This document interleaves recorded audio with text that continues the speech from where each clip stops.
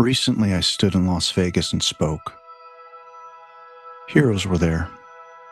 Rudy Giuliani, Captain Chris Cuney, Lara Logan, others. They told of the government's oppressive fist on their lives. Giuliani, hit with a $148 million verdict for speaking of rigged elections. A corrupt judge barred his evidence. Truth stayed locked away. Captain Cuney, a Marine, a veteran, carried scars from bombs and shrapnel in his defense of our nation. His door splintered under the biggest SWAT raid of the J6ers. Dozens of FBI marauders invaded his home, bringing his mind back to war-torn regions beset with real terrorists. His wife, pregnant, and his 4-year-old son faced gun barrels, red laser dots on their skin. Cuney was caged by men that swore the same oath he did. His wife lost their unborn child, broken by the government's boots. Their stories haunt me. I'm no stranger to lawfare and death threats, so I feel a certain kinship. But to exorcise the demons holding a place between my ears, I've crossed 49 states in 3 years sounding the warning. People ask what to do with the vestiges of a weaponized government, clinging like squatters to a building newly repossessed by a landlord that has been away for 4 years. The landlord is Trump. The building is our temple, America. I say treason and point to the law's punishment. The press twists my words, call me dangerous, and shame anyone that speaks similar words. Words that pinpoint what they have done. To speak the words treason, invasion, or rebellion hits them like a spell, cutting through their black magic insurrection. They hate the light of truth that repels their lie-filled projection. They hate when the scalpel is pointed in their direction, cutting open their rot for the world to see. I say those words must burn on every American's tongue until Giuliani and Cuney see justice. Treason, invasion, rebellion. Say them with me, class. So here's the speech I gave, titled, Mr. President, Look to Lincoln and Act. Arrest, tribunals, and war powers. I want to talk about jail. I want to talk about these words that we're almost still too afraid to talk about, like treason, like insurrection, like rebellion. Because right now, if we don't close the lid on the coup, the corruption, the backlash will be so significant that this brief reprieve will be over and the swamp will come roaring back. So I want to talk about defeating the enemy. Until the culprits behind the rigged election of 2020 are held to account, our nation will continue to bleed, its heart stabbed by betrayal. You see, we use electronic poll books that twist voter names. They erase the living. They conjure up ghosts. Tabulators hum. They flip votes like a crooked gambler. Hackers breach our systems, rewriting truth with lies. Algorithms churn impossible numbers, defying reason, mocking the people's will. Election night screens flash as a cruel charade. NGOs funnel dark money, stuffing ballots like leaves in a storm. Who's behind it? The Department of Homeland Security and its splinter groups, whether it's the CIA or the FBI, they orchestrated treason, alongside foreign hands for sure. Nation states plotting to gut our republic. In my humble opinion, at least 3/4 of Congress and judges, their names on rigged ballots, stand as hollow shells, their legitimacy dead. Donald Trump stands at the edge of it all, staring at two futures: a republic in ruin if he doesn't see the draining of the swamp through, or the greatest white hat operation ever imagined, providing America with the chance to experience its greatest renaissance. What will it take to fix our elections in the next calendar year and imprison those behind the men who tried to put a bullet in the president's head and the nation's heart. What are the answers to such rebellion? Over the past 5 years, President Abraham Lincoln's ghost looms large. He was presented with a similar choice as Trump. In 1861, suspension of habeas corpus was the tool he wielded, a very dangerous tool. I can imagine him saying, "I will not let our country splinter and fall into a slaver's hell." Now, before anyone gets angry, the Constitution explicitly permits suspension of habeas corpus. Article 1, Section 9. You can suspend habeas corpus when there's a rebellion or an invasion. So let me ask you, do we not have both even now? It's easy to breathe a sigh of relief now that Trump is in and Biden is out. But just 8 short months ago, we saw the culmination of millions of invaders let into the country. Trump knows we have a digital rebellion contained in our election code, an invasion by stealth. And 2020 was a coup without blood, with exception of our great J6 prisoners, restored by Trump, thanks be to God. But those invaders, 10 million, 20 million, had a clear path to obtain a driver's license with no pushback at your local DMV. And because of the motor voter law, signed into existence by Bill Clinton, which automatically adds those doing DMV business to the rolls, a staggering number of those invaders were added, allowing for hundreds of thousands of fake ballots to be generated and deposited into drop boxes across our country. This destroyed the sanctity of our sacred right to vote. Now, I can already hear what many of you are thinking. Yes, the force of nature, known as Trump, prevailed this last November. But how many down-ballot races were lost to this digital and illegal alien invasion? Conservative estimates say we were cheated out of 8 United States Senate seats and at least 30 House seats. Nevada's Sam Brown and Arizona's Kari Lake were both casualties of this fraudulent system. Under these ever-present examples, I submit Trump can lawfully suspend the writ. He can jail the offenders, whether it's at DHS, the CIA, whether it's the NGO schemers, election officials turned traitors, until our nation can breathe again and have confidence in our elections. Now, I realize the path is narrow, the blade sharp and ready to cut if not carried out with precision. But there's one seminal Supreme Court case that provides a map of where a commander-in-chief's power starts and stops in a scenario such as ours. The Youngstown Steele decision, specifically the concurrence written by Justice Robert Jackson. Jackson was a sharp-minded jurist, former attorney general, and Nuremberg prosecutor. He warned of executive overreach while allowing room for crisis-driven action. I'll endeavor to simplify what he wrote. Trump's strength peaks if Congress backs him. Their powers fuse together. It wanes, however, in the twilight of their silence, even where there might be urgency that could justify his bold moves. It collapses, however, if Congress fights him, leaving only his Article 2 powers, which are frail against constitutional checks. So I ask you, with 3/4 of Congress tainted, with ghouls like Adam Schiff, Nancy Pelosi, Jamie Raskin, and Adam Swalwell, all having sold out to their Marxist handlers in the rebellion, can Trump operate at the peak of his strength? Can he rely on Congress? Has Senator John Thune helped Trump with recess appointments?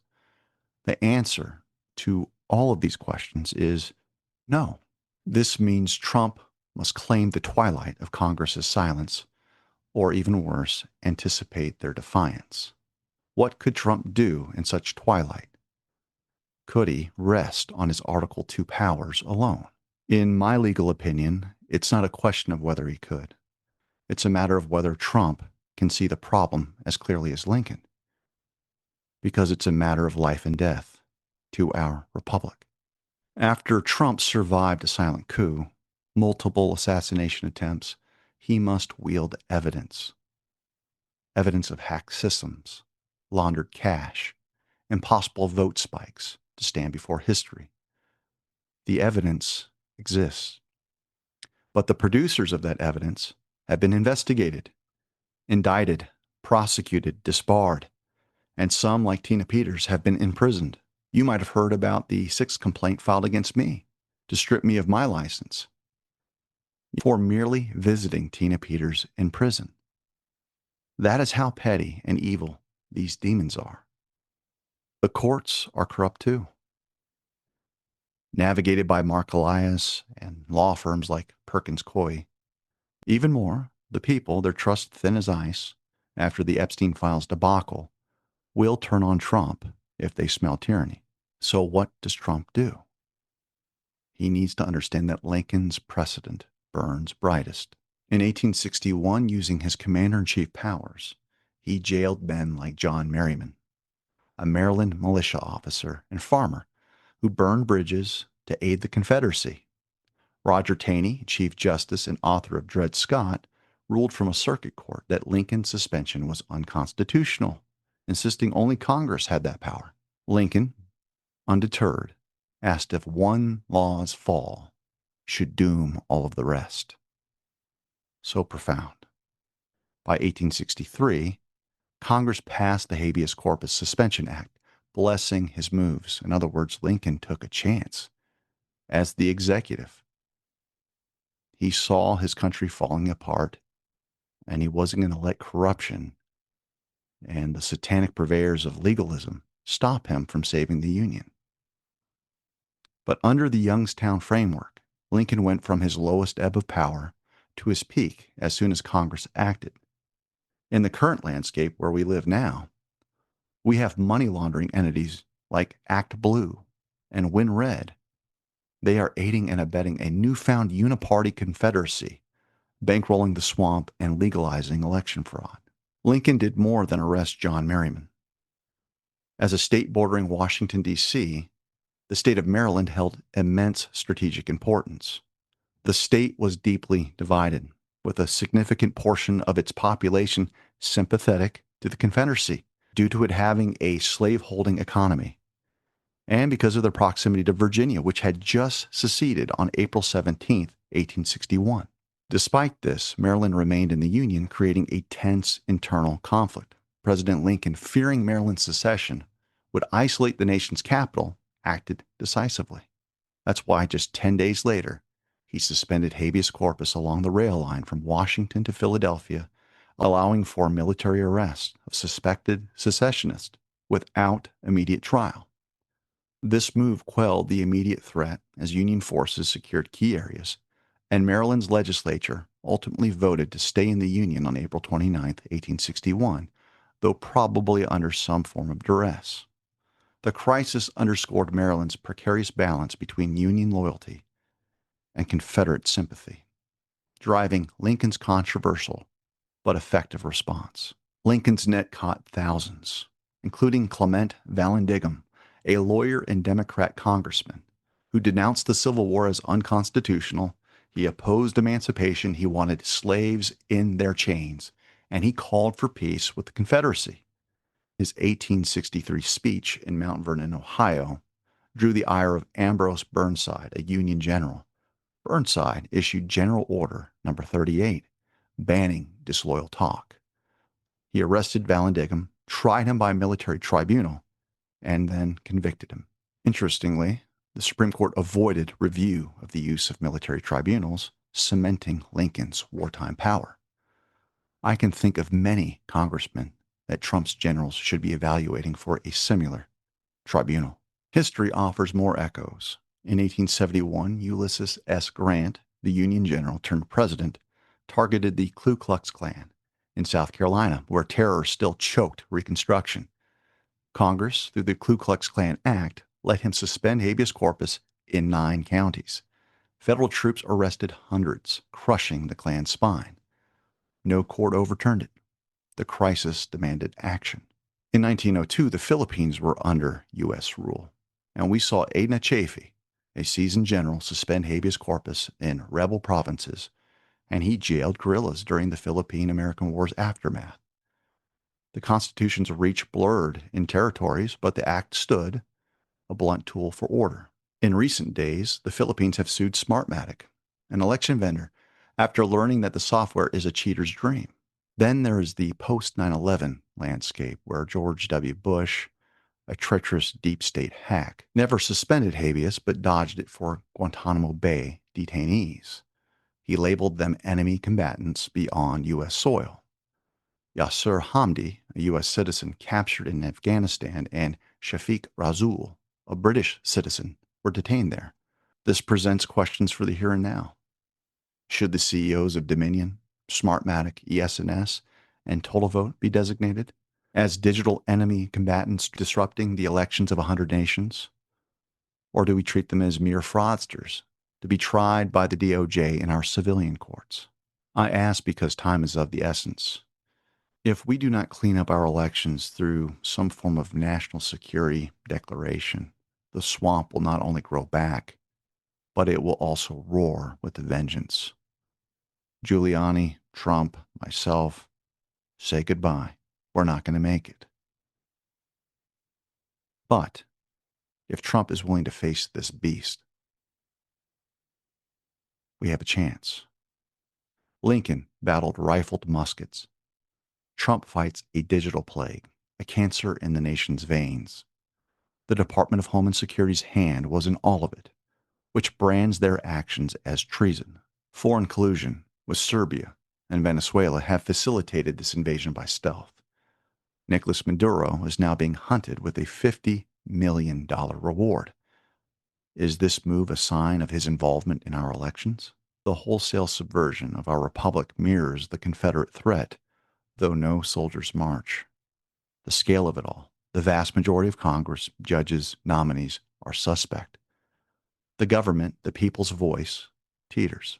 But remember, Justice Jackson's framework lights the way.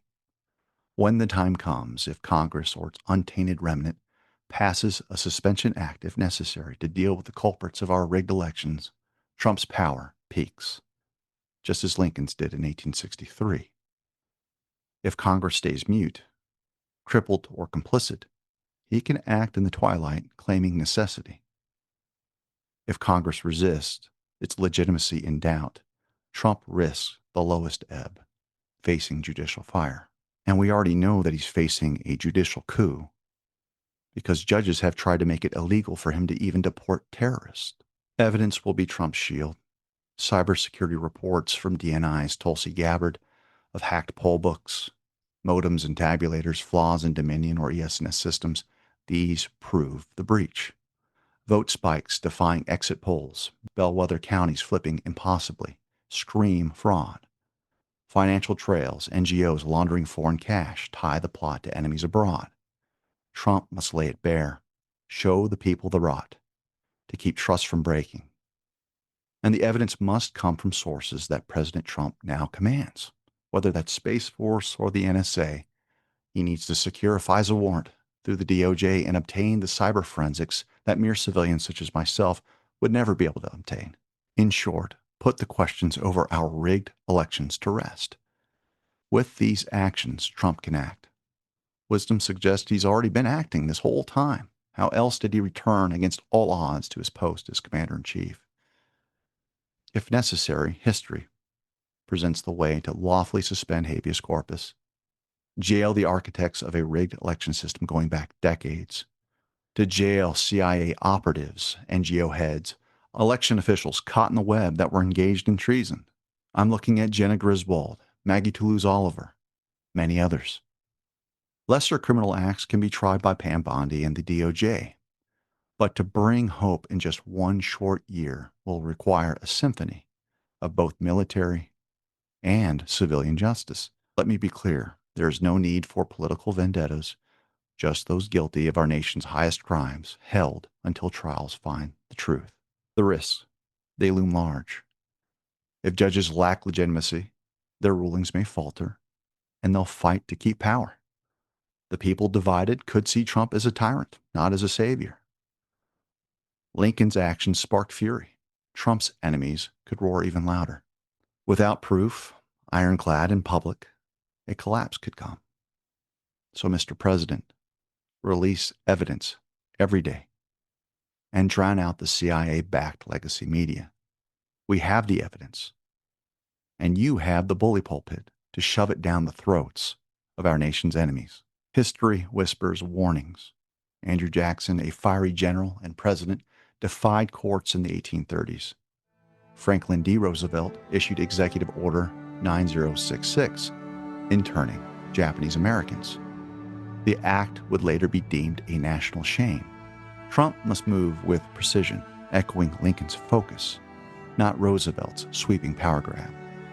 But the Civil War cast the longest shadow. Lincoln, the rail splitter who rose to greatness, jailed thousands, yet the Republic stood. Grant, the stoic general, crushed the Klan with a targeted suspension. Each time, crisis justified action, but only if power knelt to law in the end. Trump must make his choice in the months to come. He may suffer a tyrant's label. That's a possibility. But if he waits and the Republic's heart stops, what then? Justice Jackson's words urge caution, but allow boldness when the nation's life hangs thin. Evidence, openness, a steady hand, these will carry Trump as they carried Lincoln. What do you think? Leave your comments or questions below. Like, subscribe, and share. And consider being a sponsor of the Professor's Record through a monthly subscription. I will endeavor to release all content for free and avoid distracting advertisements, but your help allows me to elevate the production. With that said, I will be forming a members-only community on Substack and will host monthly Q&A sessions for those that opt to be a paid subscriber there. Make sure you do that at Substack. Otherwise, all the same content to enjoy is yours. Good night, and God bless.